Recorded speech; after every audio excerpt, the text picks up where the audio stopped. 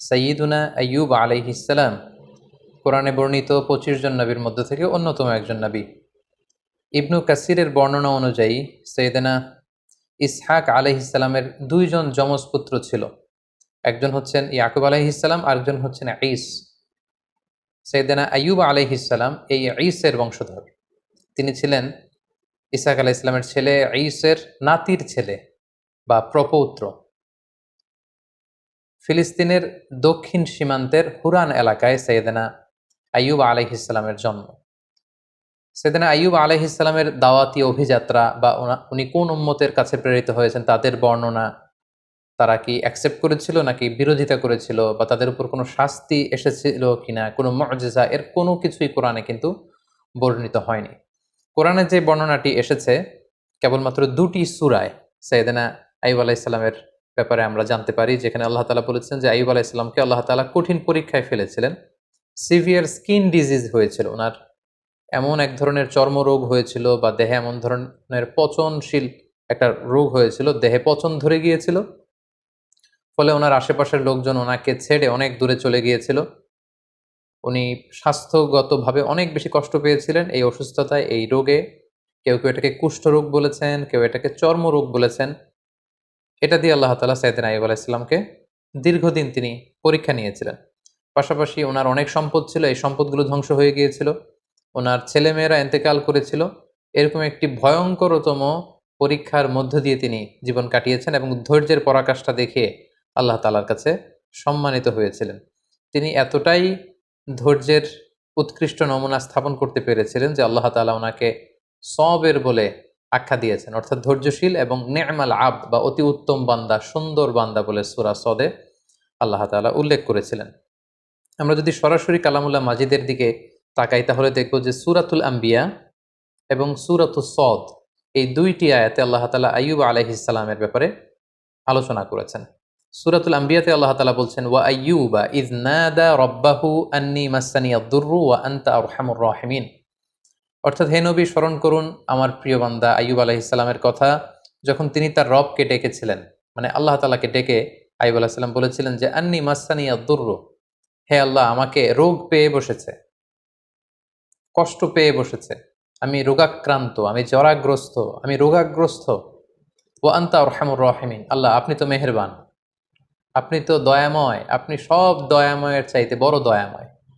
দেখেন, এত দীর্ঘদিন আইয়ুব আলাইহিস সালাম প্রায় ১৩ বছর এই সিভিয়ার স্কিন ডিজিজ বা চর্মরোগে আক্রান্ত হয়েও তিনি আল্লাহকে বলেন যে আল্লাহ আপনি আমাকে রোগ নিরাময় করে দেন, আপনি আমাকে শিফা দেন, আপনি আমাকে সুস্থ করে দেন। এটা বলেননি, এটা ওনার একটা অ্যাটিটিউড। আমরা যদি রোগাক্রান্ত হই, শিফা চাওয়া, সুস্থ হওয়ার জন্য দোয়া করা, এটা জায়েজ আছে, শুধু জায়েজই নয়, এটি সুন্নাহ। রাসূল সাল্লাল্লাহু আলাইহি ওয়াসাল্লাম নিজেও শিফার জন্য দোয়া করতেন। কিন্তু সাইয়্যিদুনা আইয়ুব আলাইহিস সালাম এক্ষেত্রে ব্যতিক্রম। তিনি আল্লাহ তাআলার কাছে দোয়া করেন যে আল্লাহ আমাকে সুস্থ করে দেন। তিনি কি বলেছেন? তিনি বলেছেন আন্নী মাসসানিয়াদ দুর, হে আল্লাহ আমার কষ্ট হচ্ছে, আল্লাহ আমাকে রোগ পেয়ে বসেছে, আমি রোগাক্রান্ত, আর আপনি তো মেহেরবান। এতটুকু বলেছেন। কারণ ওনার অ্যাটিটিউডটা হচ্ছে এরকম, রোগ দিয়েছেন আল্লাহ, আমি যে কষ্ট পাচ্ছি এটাও দেখছেন আল্লাহ। সো আল্লাহ যদি রোগ দিয়ে খুশি, আমি রোগ পেয়ে খুশি, তাই এই রোগ আমার থেকে উঠিয়ে নেন এটা আমি বলতে পারবো না। আমাকে শিফা দেন, এই রোগ আমার থেকে দূর করেন, আমি এটা বলতে চাই না। আমার কি অবস্থা, আমার কতটুকু কষ্ট যন্ত্রণা আল্লাহ তাআলা দেখছেন। তাই তিনি বলেছিলেন, হে আল্লাহ, আমাকে রোগ পেয়ে বসেছে, আমি রোগাক্রান্ত আল্লাহ, আর আপনি তো মেহেরবান, আমি রোগী আর আপনি তো দয়াময়। এটা দিয়ে উনি কেমন যেন বোঝাতে চাইলেন যে হে আল্লাহ, আমি যে অসুস্থ, আপনি তো দয়ার সাগর, আপনি তো চাইলে দয়া করে আমাকে সুস্থ করে দিতে পারেন। এভাবে তিনি আল্লাহ তাআলাকে ডেকেছেন এবং আল্লাহ তাআলা এত খুশি হয়েছেন, আল্লাহ বলছেন যে ফাস্তাজাবনা লাহু, আমি আইয়ুবের ডাকে সাড়া দিলাম, ফাকাশাফনা মা বিহি মিন দুর, তার যে রোগ এটাকে আমি ভালো করে দিলাম। কোন রোগে আক্রান্ত হয়েছিলেন এ ব্যাপারে সুস্পষ্ট কিছু জানা যায় না, যদিও অনেক মুফাসসিরিন ইকরাম অনেক ধরনের মন্তব্য করেছেন। আল্লাহ তাআলা বললেন ওয়া আতাইনাহু আহলাহু, আমি তার সন্তানদেরকে ফিরিয়ে দিলাম, ওয়া মিসলাহুম মাআহুম, এবং অনুরূপ আরো দান করলাম। মুফাসসিরিন ইকরাম বলেছেন যে আইয়ুব আলাইহিস সালামের ৭ সন্তান ছিল, মোট ১৪ জন সন্তান ছিল, ৭ জন ছেলে, ৭ জন মেয়ে। ছাদের নিচে চাপা পড়ে ৭ ছেলে ৭ মেয়ে সবাই ইন্তেকাল করেছে। আল্লাহ তাআলা তাদেরকে আবার পুনরায় জীবিত করলেন। কোন কোন তাফসিরে এসেছে যে আল্লাহ তাআলা 7 ছেলে 7 মেয়ে এই 14 জনকে আবার জীবিত করলেন। শুধু তাই নয়, ও মিসলাহুম মাআহুম, আইয়ুব যখন সুস্থ হয়ে গেল তার ঔরসে আল্লাহ তাআলা আরো 7 জন ছেলে আরো 7 জন মেয়ে মোট 14 জনকে দান করলেন। সুবহানাল্লাহি বিহামদি। আল্লাহ তাআলা বললেন রাহমাতাম মিন ইনদিনা, এটা আমার পক্ষ থেকে রহমত স্বরূপ। ওয়া যিকরা লিল আবিদিন, আর ইবাদতকারীদের জন্য এতে রয়েছে উপদেশ। যারা আল্লাহ তাআলার ইবাদতে মগ্ন থাকে, আইয়ুবের মতো এরকম ইবাদতকারী হতে চায়, তাদের জন্য এই ঘটনার মধ্যে উপদেশ রয়েছে। সূরা সদের দিকে যদি আমরা তাকাই তাহলে দেখব যে কিভাবে আল্লাহ তাআলা এই 13টি বছর রোগাক্রান্ত থাকার পরে আইয়ুবকে তিনি সুস্থ করলেন। আল্লাহ তাআলা ইরশাদ করছেন, উরকুদ বিরিজলিকা হাযা মুগতাসালুম বারিদুন ওয়া শারাব। অর্থাৎ হে আইয়ুব, আইয়ুব আলাইহিস সালাম যখন বললেন যে আল্লাহ আমার কষ্ট হচ্ছে, আপনি তো মেহেরবান, আল্লাহ তাআলা তখন আইয়ুব আলাইহিস সালামকে বললেন যে উরকুদ বিরিজলিক, অর্থাৎ হে আইয়ুব তুমি তোমার পা দিয়ে জমিনে আঘাত করো। হাযা মুগতাসালুন বারিদ, সাথে সাথে এখান থেকে ঠান্ডা এক ধরনের ঝর্ণার পানি নিঃসরিত হবে। ওয়া শারাব, এবং এখান থেকে খাওয়ার পানি নিঃসরিত হবে। আল্লাহু আকবার। 13 বছর পর আল্লাহ প্রত্যাদেশ করলেন পা দিয়ে আঘাত করো, তিনি পা দিয়ে আঘাত করলেন, সাথে সাথে এখানে ঠান্ডা পানি মজুদ হয়ে গেল। এই ঠান্ডা পানি দিয়ে আইয়ুব আলাইহিস সালাম গোসল করলেন। গোসল করার সাথে সাথে আল্লাহ তাআলার মেহেরবানিতে তার দেহের সব চর্মরোগ, কুষ্ঠরোগ, ক্ষতিকারক সব কিছু দেহ থেকে ঝরে পড়ে তিনি সতেজ সবল, আগের মতো সেরকম এনথিউজিয়াস্টিক, ওনার স্ট্যামিনা, এনার্জি, শক্তি সব তিনি ফিরে পেলেন। এবং আল্লাহ তাআলা বললেন ওয়া শারাব, এবং এখান থেকে খাও। তিনি এই ঠান্ডা পানি যখন পান করলেন তিনি আগের মতো সতেজ সবল তিনি হয়ে গেলেন। আল্লাহ তাআলা বললেন ওয়া ওয়াহাবনা লাহু আহলাহু ওয়া মিসলাহুম মাআহুম, আমি তার সন্তানদেরকে ফিরিয়ে দিলাম এবং অনুরূপ সন্তান আমি আবার তাকে দান করলাম। যেটা আমরা একটু আগে উল্লেখ করেছি যে অনেক মুফাসসিরিন একরাম বলেছেন 7 ছেলে 7 মেয়ে ছিল, ওনার ব্যবসা প্রতিষ্ঠান ধ্বংস হয়ে গিয়েছে, ঘরের ছাদের নিচে চাপা পড়ে 7 ছেলে 7 মেয়ে ইন্তেকাল করেছে, আল্লাহ তাআলা তাদেরকে আবার জীবিত করে দিলেন এবং পরবর্তীতে আরো 7 7 14 জন সন্তান তাদেরকে ফিরিয়ে দিলেন। আবার নতুন করে আরো 7 জন ছেলে আরো 7 জন মেয়ে আরো 14 জন সন্তান সন্ততি আল্লাহ তাআলা আইয়ুব আলাইহিস সালামের ঔরসে দান করলেন। আল্লাহ তাআলা বললেন রাহমাতাম মিন ইনদিনা, আমার পক্ষ থেকে রহমত স্বরূপ আমি এটা দিয়েছি। ওয়া যিকরা লিউলিল আলবাব, এবং যারা জ্ঞানী তাদের জন্য আমি এখানে উপদেশ রেখে দিয়েছি। এবং এই আয়াতের সর্বশেষে তিনি উল্লেখ করলেন ইন্না ওয়াজদানাহু সাবিরান, আমি আমার আইয়ুবকে ধৈর্যশীল পেয়েছি। সুবহানাল্লাহ। আল্লাহ তাআলার পক্ষ থেকে এরকম একটি সার্টিফাই করা, এরকম উপাধি দেয়া যে আমি আমার আইয়ুবকে সবের পেয়েছি, ধৈর্যশীল বান্দা পেয়েছি। ইন্নাহু নি'মাল আবদু ইন্নাহু আওয়াব, নিশ্চয় সে উত্তম বান্দা, সে আমার অত্যন্ত ভালো একজন বান্দা, উত্তম বান্দা, সুন্দর বান্দা। ইন্নাহু আওয়াব, সে সবসময় আমার দিকে ফিরে আসে, সে রব অভিমুখী, সে আল্লাহ অভিমুখী। সুবহানাল্লাহ বিহামদি। তাহলে এই আয়াত থেকে তিনি 13 বছর অসুস্থ থাকার পরে কোন প্রক্রিয়ায় সুস্থ হলেন সেটা জানলাম। পায়ের আঘাতে আল্লাহ তাআলা ঝর্ণার ব্যবস্থা করলেন বা কুয়ার ব্যবস্থা করলেন, সেই পানি দিয়ে গোসল করলেন, তিনি পান করলেন, আল্লাহ তাআলা তাকে সুস্থ করে দিলেন, ওনার সম্পদ ফিরিয়ে দিলেন, সন্তান ফিরিয়ে দিলেন এবং তাকে আল্লাহ তাআলা ধৈর্যশীল এবং উত্তম বান্দা বলে ঘোষণা করলেন। এবং অনেক মুফাসসিরিন একরাম উল্লেখ করেছেন যে উনি যখন অসুস্থ ছিলেন, চর্মরোগে আক্রান্ত, ওনার আত্মীয় স্বজন প্রতিবেশী সবাই ওনার থেকে মুখ ফিরিয়ে দূরে চলে গিয়েছে, কেবল ওনার স্ত্রী ওনাকে ছেড়ে দূরে কোথাও যায়নি। ওনার স্ত্রী অন্য জায়গায়, মানুষের বাড়িতে বাড়িতে বিভিন্ন জায়গায় তিনি কাজ করতেন, কাজের বিনিময়ে যে অর্থ পেতেন এটা দিয়ে তিনি স্বামীর জন্য খাবার কিনে আনতেন, স্বামীর সেবা শুশ্রূষা করতেন। এই 13টি বছর তিনি তার অসুস্থ স্বামী আইয়ুব আলাইহিস সালামকে আগলে রেখেছিলেন, স্বামীকে ছেড়ে তিনি কোথাও চলে যাননি। সম্মানিত সুধী, এ পর্যায়ে আমরা আইয়ুব আলাইহিস সালামের জীবনী থেকে কিছু লাইফ লেসন আপনাদের সাথে শেয়ার করব। প্রথম যে লেসনটি আমরা পাই সেটা হচ্ছে sickness could be a test. আমরা প্রায় অসুস্থ হয়ে পড়ি, আমাদেরকে মনে রাখতে হবে এই অসুস্থতা কিন্তু আল্লাহ তাআলার পক্ষ থেকে একটি পরীক্ষা। আমরা কখনো সুস্থ থাকি, কখনো অসুস্থ থাকি। আল্লাহ তাআলা আমাদেরকে কাউকে সুস্থ রেখে পরীক্ষা করেন, তিনি দেখেন যে সুস্থ থেকে আমরা আল্লাহ তাআলার শুকরগুজার হই কিনা। আবার মাঝে মাঝে তিনি আমাদেরকে অসুস্থ করেও তিনি আমাদেরকে পরীক্ষা করেন, তিনি দেখতে চান যে অসুস্থ অবস্থায় আমরা ধৈর্য ধারণ করি কিনা।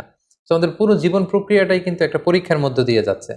আমরা কেউ ধনী, কেউ গরিব, কাউকে আল্লাহ ধনী বানিয়ে পরীক্ষা করেন, কাউকে গরিব বানিয়ে পরীক্ষা করেন, কাউকে সুস্থ রেখে পরীক্ষা করেন, কাউকে অসুস্থ রেখে পরীক্ষা করেন। সো অসুস্থতা কিন্তু আল্লাহ তাআলার পক্ষ থেকে একটি বড় পরীক্ষা, এবং এই অসুস্থ অবস্থায় আমরা সঠিক সময়ে সঠিক রেসপন্সটুকু করছি কিনা, দ্যাট ইজ দ্য কোশ্চেন। এবং আমরা ধৈর্যশীল বান্দাদের অন্তর্ভুক্ত হচ্ছি কিনা সেটা হচ্ছে আমাদের দেখবার বিষয়। আমরা যারা অসুস্থ থাকি, আমরা আসলে কতটুকু অসুস্থতা ভোগ করছি। কেউ আমরা 2 মাস 3 মাস 4 মাস অসুস্থ থেকে অনেক সময় বলি যে আমার থেকে অসুস্থতা যাচ্ছে না, আল্লাহ তাআলা কি আমাকে দেখেন না, তিনি কি আমাকে সুস্থ করবেন না? আমরা কি একটু আইয়ুব আলাইহিস সালামের জীবনের দিকে খেয়াল করেছি? তিনি টানা 13টি বছর অসুস্থ থাকার পরেও আল্লাহ তাআলাকে বলেননি আল্লাহ যে আমাকে সুস্থ করে দেন। যদিও সুস্থ করে দেন বলা জায়েজ, কিন্তু তিনি বলেছেন যে আল্লাহ আপনি তো মেহেরবান। সো আমরা অসুস্থ অবস্থায় যেন ধৈর্য ধারণ করতে পারি, আল্লাহ তাআলার উপর আস্থা এবং বিশ্বাস যেন আমরা অটুট রাখতে পারি, সেটা হচ্ছে আইয়ুব আলাইহিস সালামের জীবনী থেকে আমাদের জন্য প্রথম শিক্ষা। দ্বিতীয় যে শিক্ষাটি আমরা পাই সেটি হচ্ছে বড় পরীক্ষায় বড় পুরস্কার লাভ হয়। আল্লাহর হাবিব সাল্লাল্লাহু আলাইহি ওয়াসাল্লাম ইরশাদ করেছেন, ইন্না ইযামাল জাযাই মা ইযামিল বালা। অর্থাৎ পরীক্ষা যদি বড় হয় সেটার পুরস্কারও হতে হয় বড়। আমরা যদি আইয়ুব আলাইহিস সালামের জীবনের দিকে দেখি যে তিনি কত বড় পরীক্ষা দিয়েছেন। আমরা ১ মাস ২ মাস অসুস্থ থাকলেই বলি যে আল্লাহ তাআলা কি আমাকে দেখে না? আমি কতটা অসুস্থ? তিনি কি আমাকে সুস্থ করবেন না? কিন্তু আইয়ুব আলাইহিস সালাম টানা ১৩ বছর তিনি অসুস্থ ছিলেন। এটার কারণে তার পুরস্কারটাও ঠিক সেরকম বড়। তার সন্তানকে আল্লাহ তাআলা নিয়ে গিয়েছিলেন। তার সম্পদ শেষ হয়ে গিয়েছিল। আল্লাহ তাআলা সম্পদ ফিরিয়ে দিলেন। তিনি অসুস্থ হয়েছিলেন, চর্মরোগে আক্রান্ত ছিলেন। তিনি একেবারে সতেজ হয়ে গেলেন, শক্তিশালী হয়ে উঠলেন। যে সন্তানগুলো ইন্তেকাল করেছিল আল্লাহ জীবিত করে দিলেন। নতুন সেই পরিমাণে সন্তান-সন্ততি আল্লাহ তাআলা তার ঔরসে দান করলেন। এই যে অভাবনীয় নাজ নেয়ামত আল্লাহ তাআলা কেন দিয়েছেন? কারণ তার পরীক্ষাটা ছিল অত্যন্ত ভয়ঙ্কর। পরীক্ষা যদি বড় হয় তার পুরস্কারও বড়। এবং নবীদের জীবনে যদি আমরা খেয়াল করি তাহলে দেখব যে নবীদেরকে আল্লাহ তাআলা অনেক বড় বড় পরীক্ষা নিয়েছেন। আল্লাহর হাবিব সাল্লাল্লাহু আলাইহি ওয়াসাল্লাম বলেছেন যে আশাদ্দুন নাসি বালাআন আল আম্বিয়া। মানুষদের মধ্যে থেকে আল্লাহ তাআলা সবচেয়ে বেশি বালা মুসিবতে ফেলেছেন নবীদেরকে। সুম্মাল আমসাল ফাল আমসাল। এরপরে নবীদের পরবর্তীতে যাদের অবস্থান তাদেরকে। এবং ফাইয়ুবতালা রজুলু আলা হাসাবি দীনি। ব্যক্তির দিনদারি অনুসারে তাকে আল্লাহ তাআলা পরীক্ষা নিয়ে থাকেন। যে যত আল্লাহওয়ালা তার জীবনে পরীক্ষা তত বেশি। সো আপনি যদি খুব বেশি পরীক্ষার সম্মুখীন হন, জীবনে যদি আপনার খুব বেশি স্ট্রাগল করতে হয়, আপস এন্ড ডাউনস থাকে, বারবার অসুস্থ হয়ে পড়েন, তার মানে এই না যে আল্লাহ তাআলা আপনাকে পছন্দ করছেন না। বরং আল্লাহ তাআলা আপনাকে বেশি পছন্দ করেন বলেই, বরং আল্লাহ তাআলা আপনার সম্মান মর্যাদা আরো বাড়িয়ে দিতে চান বলেই আল্লাহ তাআলা আপনাকে বেশি বেশি পরীক্ষা করেন এবং অসুস্থ রাখেন। আমরা অনেক সময় বিপদে পড়লে, মুসিবতে পড়লে, অসুস্থ হলে অসন্তুষ্ট হই। আর সাহাবারা বিপদে না পড়লে, অসুস্থ না হলে তারা চিন্তিত হয়ে যেতেন। সাহাবীদের যখন অসুস্থতা আসতো না, কোনো বিপদ আসতো না, তখন ওনারা চিন্তা করতেন, হায়রে আল্লাহ তাআলা কি আমাকে পছন্দ করেন না? তাহলে আল্লাহ তাআলা আমাকে পরীক্ষা নিচ্ছেন না কেন? আমার জীবনে কোনো বিপদ আসছে না কেন? আমার জীবনে কোনো অসুস্থতা নেই কেন? তার মানে আল্লাহ তাআলা কি আমাকে কম পছন্দ করছেন? ওনারা সবসময় এটা নিয়ে চিন্তিত থাকতেন। আর আমরা বিপদে পড়লে চিন্তিত হয়ে পড়ি। সম্মানিত শুধু মুমিন জীবনে বিপদ আসা এটা একেবারে ওতপ্রোতভাবে জড়িত, এটা আসবেই। আল্লাহ তাআলা বলছেন, ওয়ালা নাবলুওয়ান্নাকুম বিশাইইম মিনাল খাউফি ওয়াল জুই ওয়া নাকসিম মিনাল আমওয়ালি ওয়াল আনফুসি ওয়াস সামারাত। আমি আল্লাহ তাআলা অবশ্যই অবশ্যই তোমাদেরকে পরীক্ষা করব। কি দিয়ে পরীক্ষা করব? মিনাল খাউফ, ভীতিকর পরিস্থিতির মধ্য দিয়ে তোমাদেরকে যেতে হবে। ওয়াল জু, খাদ্য ঘাটতি ঘটবে, ক্ষুধার জ্বালায় কষ্ট পেতে হবে তোমাদেরকে। ওয়া নাকসিম মিনাল আমওয়াল, সম্পদের ঘাটতি হবে। ওয়াল আনফুস, তোমাদের প্রিয়জনদেরকে কখনো কখনো হারানো লাগতে পারে। ওয়াস সামারাত, তোমাদের সম্পদ নষ্ট হবে, ফল ফসল নষ্ট হবে। দুর্যোগ আসবে, প্রাকৃতিক দুর্যোগ। এই নানা ধরনের ঝঞ্ঝা বিক্ষুব্ধ পরিস্থিতির মধ্য দিয়ে তোমাকে যেতে হবে, আর আমি তোমাদেরকে পরীক্ষা করবই করব। সো বিশ্বাসীদের জীবনে পরীক্ষা আসা, পরীক্ষা থাকা, ইটস এ মাস্ট। এটা থাকবে। আর পরীক্ষার মধ্য দিয়ে আল্লাহ তাআলা বান্দার সম্মান এবং মর্যাদাকে বাড়ান। আর মনে রাখতে হবে পরীক্ষা যত বড়, উত্তীর্ণ হতে পারলে এটার পুরস্কারও অনেক বড়। সাইয়েদনা আইয়ুব আলাইহিস সালামের এই জীবনীতে আমরা এটা দেখতে পেয়েছি। সবশেষে যে শিক্ষাটি আমরা পাই সেটি হচ্ছে একটি শান্তিপূর্ণ জীবনের জন্য, একটি প্রশান্ত লাইফের জন্য একজন নেককার স্ত্রী, লাইফমেট বা সোলমেট খুবই জরুরি।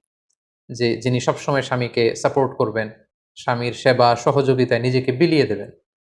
এরকম একজন নেককার স্ত্রী থাকাটা জীবনে সফল হওয়ার ক্ষেত্রে অনেক বড় ভূমিকা রাখে। যেটা আমরা আইয়ুব আলাইহিস সালামের জীবনীতে কিন্তু দেখেছি যে ওনার আত্মীয় স্বজন, পাড়া প্রতিবেশী সবাই যখন ওনাকে ছেড়ে চলে গিয়েছে, ওনার স্ত্রী কিন্তু ওনাকে ছেড়ে যায়নি। ওনার স্ত্রী ওনাকে আগলে রেখেছে, ওনাকে সাপোর্ট করেছে, ওনাকে শেল্টার দিয়েছে, ওনাকে মানসিকভাবে সহায়তা করেছে। এজন্য এরকম একজন নেককার স্ত্রী আমাদের প্রত্যেকের জীবনে দরকার। আল্লাহ তাআলা এরকম একজন লাইফমেট আমাদের জন্য নসিব করুন এবং নবীদের দেখানো পথে এবং মতে আমরা যেন আমাদের জীবন পরিচালনা করতে পারি, তিনি আমাদেরকে তৌফিক দান করুন।